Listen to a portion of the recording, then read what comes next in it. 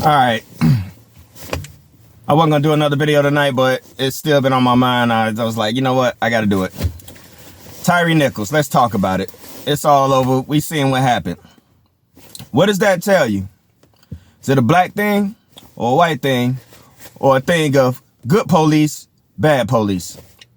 Now, I got an old video, one of my earliest videos, and, it's talking about the 3 instances where I was pulled over 3 times, all white cops, and I had firearms. Nothing happened.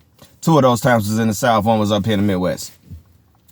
So we got these dudes on here, everybody's seen the footage. I mean, these cops going in. Okay, let's start from the beginning, because there is a mistake. Like in my old video, I said it's how you act.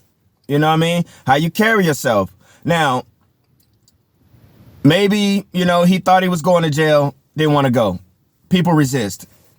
Maybe he knew why these cops was after him because, correct me in the comments, but, there was something about he was sleeping with one of the cops' girlfriends, and they're part of the specialized unit, Scorpion unit. Hell, with a name like that, you know what? That's a hammer in a city where everything looks like nails. So there you go right there. They must have been some task force, gang unit, whatever. All right. They got this guy out and they're, telling him, put your hands behind your back. It was the 5 black cops, and I think it was 1 white one. And, they're saying, hey, get your hands behind your back. Stop resisting. All the, the usual stuff you hear. And he's, no, all right, no. And he started doing. This is the first mistake, okay? Good police, bad police, you know what I'm saying? You dealing with somebody else's, you don't know their temperament, you know what I mean? And I say this about any, you don't know what anybody's going through with their temperament, you know what I'm saying? And the person want to keep doing the, I'm resisting, I'm not going to put my hands behind my back, I'm going to say, all right, but I'm not going to put my hands behind my back. That can, escalate things. Okay, next steps, seen some pepper spray come out, okay? The one time, great, that's legal, you know what I'm saying, to subdue or whatever. After that, I think he tried to break away, ran. Dude tried to tase him. This is the white cop. I seen the white hand trying to tase him. These are all things that's in that repertoire. Okay, you went from this to this. All right, cool. Where it got bad is after they got him cuffed, and I see dude laying haymakers on the dude's face. They kicking this dude, still spraying him. For one, I mean, let alone the damage that they did to this man's brain and everything else. When you spray somebody with O.M.C spray, Oloreo capsicum or something like that, they call it. I've been sprayed with it 6 times in training. So I know how this feels. And I know how I felt the first time. It can cause you to panic. Now, people will say they can't breathe.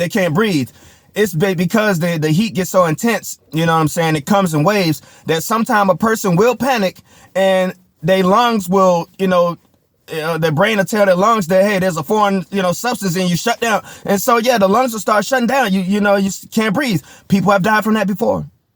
That's one thing right there. And they weren't wiping them down right away and none of that after they got them cuffed. And then they laying haymakers on them. They kicking them, they stomping them. You know what I'm saying? So it looked like a lynching, you know what I'm saying? I mean, I seen the stick come out. They was hitting him with the sticks. The man was already down and handcuffed. That's just bad police. No excuse about it. I know y'all thought I was finna victim shame and all that stuff in the beginning, but I was talking about, what would have happened had he just simply complied and put his hands behind his back. That's the only thing I say about that. Everything else is on those cops.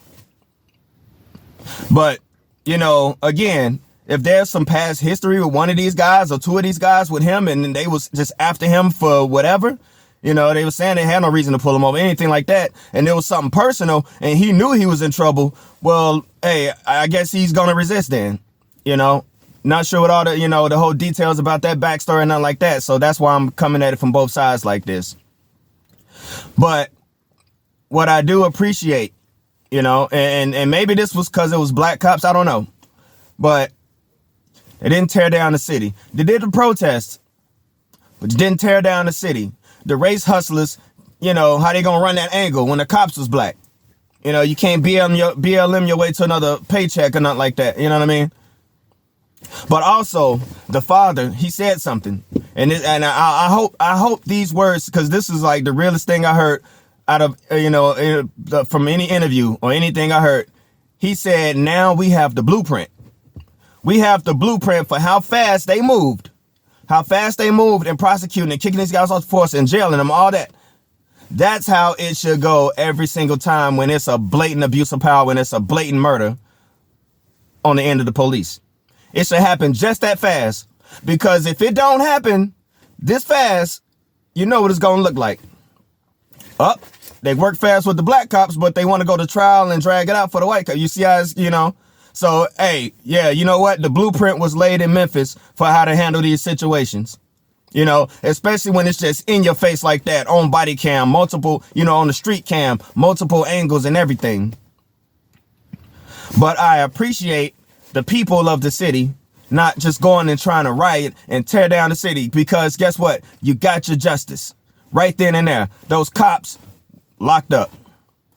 No frills. And so that goes out to any police station, any precinct, anywhere. Y'all got the blueprint. If you see your cops doing something and you know it's wrong, and it's on body cam and all that, they should be prosecuted just that fast to avoid what happened in 2020 after George Floyd. May he rest in peace. You know what I mean? And all the things that happened outside of that fueled, that culminated in that, powder keg exploding. They didn't let the powder keg explode this time. The people, they protested, right? There may be a few incidents here and there, but nothing like on the scale of what we've seen before in 2020. So big ups to y'all for not doing that. And, again, don't buy into the race baiters, the race hustlers, and everybody's trying to turn this into a whole anti-police thing.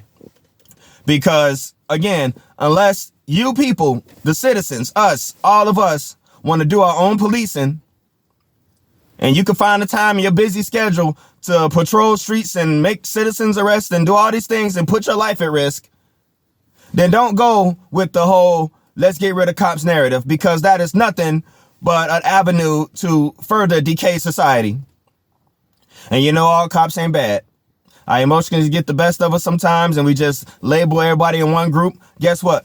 People do that with different races too, and it ain't right. It don't make it no more less right or wrong when you do it with cops. You just don't do it. It's individual merit. Look at the person, and in a bigger scheme, look at how the departments run. But that's all I had to get off my chest about that. Y'all be smooth. And yeah, let's see that swift justice from now on.